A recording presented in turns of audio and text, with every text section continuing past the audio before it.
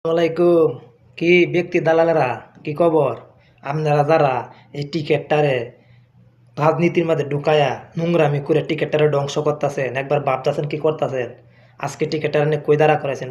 Ticket ভক্তরা, বাংলাদেশের মানুষ আজকে মিরপুর স্টেডিয়ামের সামনে যায়া ভাঙচুর করতেছে। এগুলাম অন্য কেউ না, এগুলাম সত্যিকারে যারা টিকেট ভক্ত তারা না, কিছু লোকেরা তারা নিজেরাই মাঠে নামাইছে, যেরকমটা নামাইছিল সাকিবারে 2024 সালে সময় মিরপুর টেস্ট না খেলতে পারে, সেম কাহিনীটা আজকে করছে।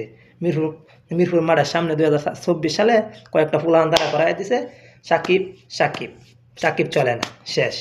আজকে আবার সেম কাহিনী করছে, যেমনি টিকিটটা ধ্বংস করা যায়। টিকিট হারার পক্ষে আমরা আছি। অনেক ব্যক্তি দালালি করতেছে, কাদের? সুদ যেদিকে যায় তাদের। ওই ব্যক্তির, যে ব্যক্তি বলছে যে ঠিকাদাররা কেন আমরা স্যালারি কাটি, আমরা কি তারা স্যালারি কাটিং করি, তারা যখন খারাপ করে ওয়ার্ল্ড কাপে যায়।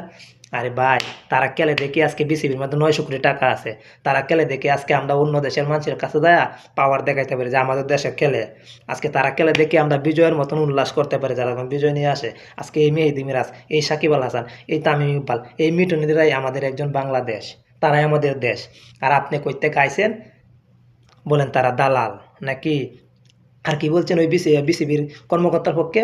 সে তো একজন, মানে তার ভিতরে মনে টিকেটের কিন্তু লোন, মানে টিকেট যে বুঝে এরকম কিন্তু মানে ব্রেইনেই নাই তার। তাকে বানায় দিছে বিসিবির কর্মকর্তা।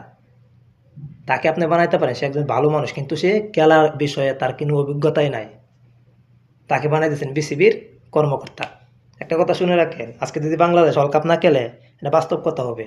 যদি বাংলাদেশ আজকে ওয়ার্ল্ড কাপ না খেলতে পারে, কিংবা বাংলাদেশ টিকিট থেকে ব্যান হয়ে যায়, বাংলাদেশ টিকিট না খেলতে পারে, আপনি আপনারা যারা বলতেছেন বাংলাদেশের টিকিটাররা দালাল, ইন্ডিয়া, আপনারা ইন্ডিয়ার দালালি করবেন, এটা বাস্তব।